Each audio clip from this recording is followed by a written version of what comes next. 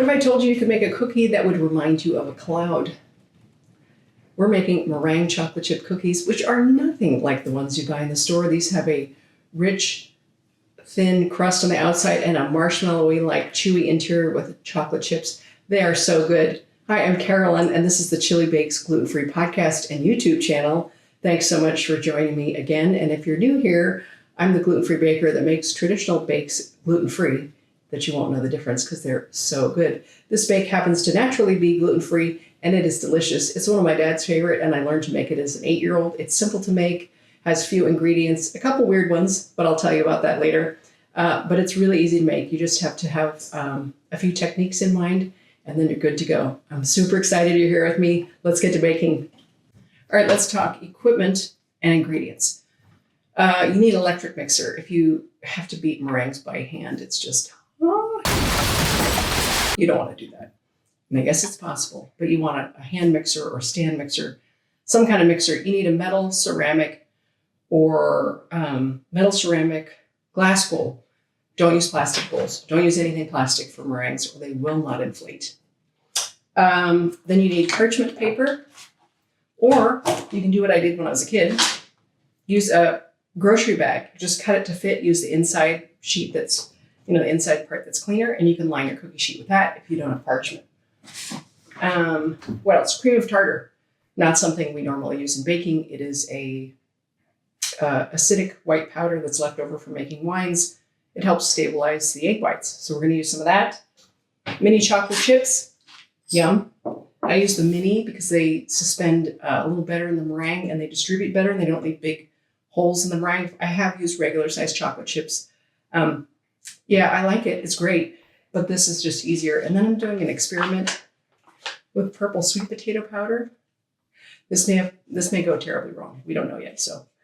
But anyway, it's one of the many things you can add to meringues for flavor. Like you could add espresso powder or cocoa powder if you wanted them chocolate. Today, I'm making half the recipe with chocolate chips and half of it with sweet potato powder. We'll see how that goes. So anyway, let's get to baking. Let's separate the eggs. We're going to separate them while they're cold because it's easier.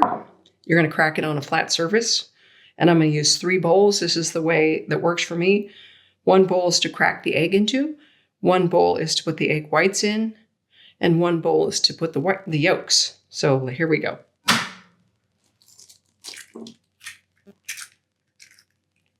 I use clean hands where I take my rings off. And I just gently pick up the whole egg and roll it around to get the yolk only. You don't want all this stuff on there. It may take you a sec. And there you go. There's 1 yolk. And we're just going to keep doing this.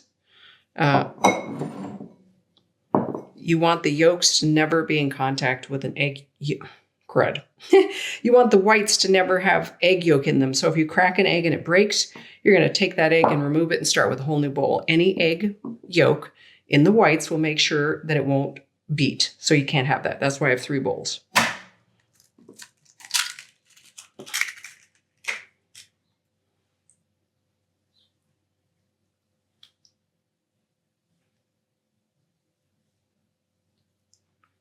Yolk number 2.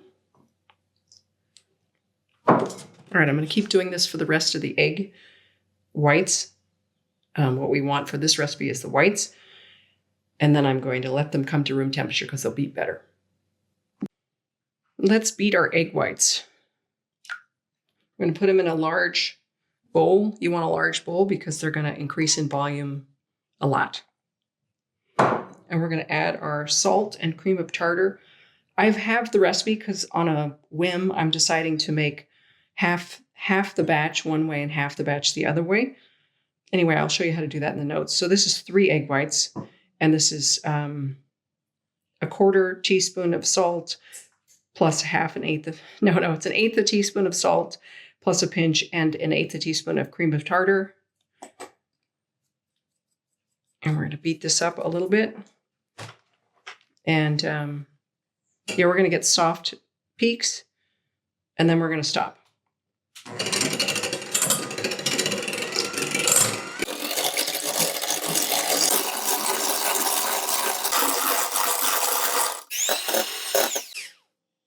And there's how you know how it's soft peaks. See how they fell over? It made a little peak, but it didn't stand up. They kind of flooped over. That's soft peaks. So now what we're going to do is add a little vanilla, like a 1/4 teaspoon, because I'm splitting my recipe in half, which anyway, 1/4 teaspoon-ish. And then I'm gradually going to add sugar, just a sprinkle.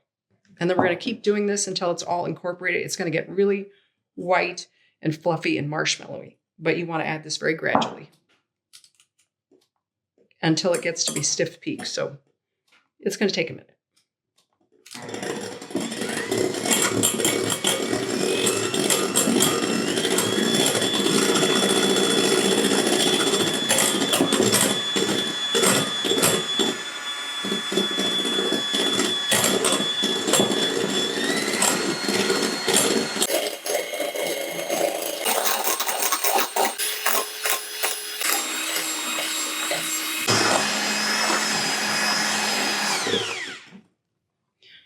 I don't know why I said stiff peaks. It's not going to have stiff peaks. It's going to look like this. It's going to look like a marshmallow, basically.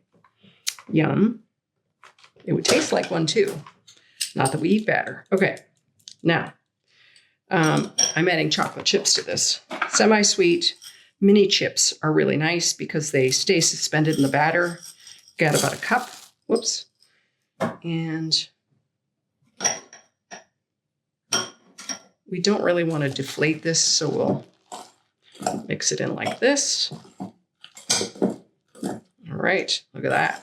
Woo, look at that. Oh my gosh. So fun, right? All right, I'm scooping the whole tray. I'm going to use 2 spoons. This is the way I used to do it as a kid. So you don't need a scoop or to pipe them. You could. And then I just kind of swirl the top because I like the way it looks. I'm going to do the whole tray here.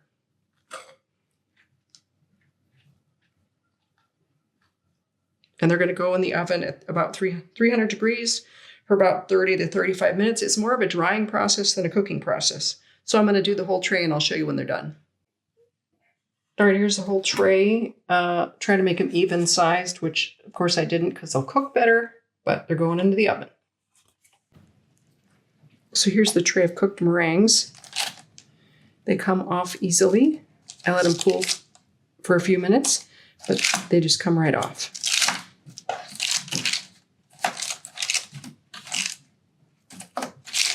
And there's really no prep to plate them. They just need to be eaten the same day you make them. These are so good. All right, let's take a look at these. They don't look good on camera. But here we go. It's really hard to see them because they're overexposed. I'm not good at this. Okay, let's take a look at this bake. They're not that exciting to look at. They have a really thin crust. They're very light, and they almost feel like they're made out of foam, and they look cloud-like. Let's take a bite. It's going to be messy. Oh my gosh. This is so good. If you look at the inside, there's a lot of air in there. Mini chocolate chips. The outside is like falls apart. It's so finely textured and just it's so good. And the inside sort of marshmallowy. Okay, it's all I can do not to stuff my face for the rest of this. They're super rich, super sweet, but so good. Oh my gosh, I love these cookies. And I never would have made them unless they were my dad's favorite. So I've been making these since I was a really little kid, and they are delicious. They are unique. They're lovely. They don't last long. That's the one thing. Easy to make as long as you're meticulous about cleaning your bowls and stuff. Super easy to make. These are a phenomenal bake, phenomenal gluten-free bake. And I really hope you enjoyed being here with me today. I had fun, and I have a lot of cookies to give away. Anyway, the next bake is May 15th, I believe. It's peach galettes with salted caramel. So good. Galettes are the easiest version of pie you're ever going to get. It's such a good summertime treat, and you won't want to stop eating those ones either. Anyway, until next time, bake something gluten-free, eat something gluten-free and delicious. These are for the table. Got that chewiness, the chocolate. Oh my gosh, these are so good. Really rich though. I'm gonna keep eating here. Mm. Mm.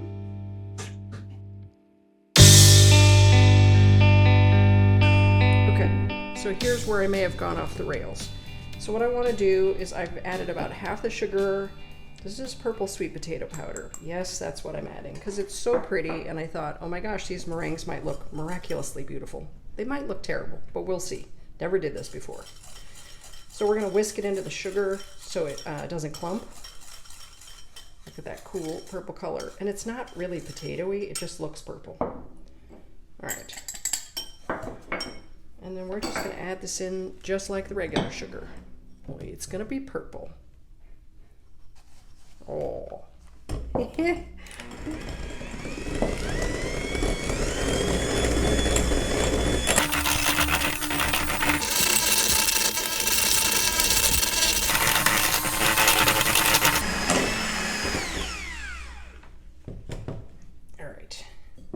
Scrape the side here. All I have is a whisk, so we're just going to use that. All right, this may be bananas.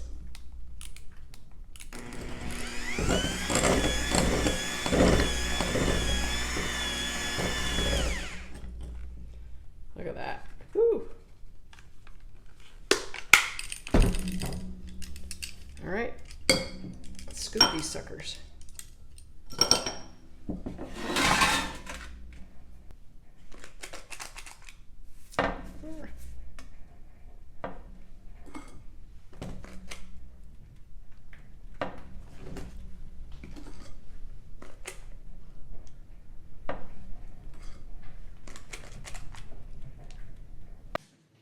All right, let's see about these purple ones. Look at that. They're kind of purple. Let's see what they look like on the inside. Oh my goodness. They're very purple. Holy smokes. Are they edible?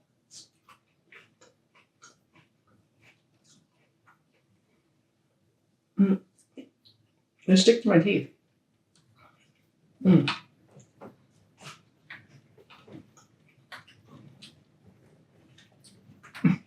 They're really good.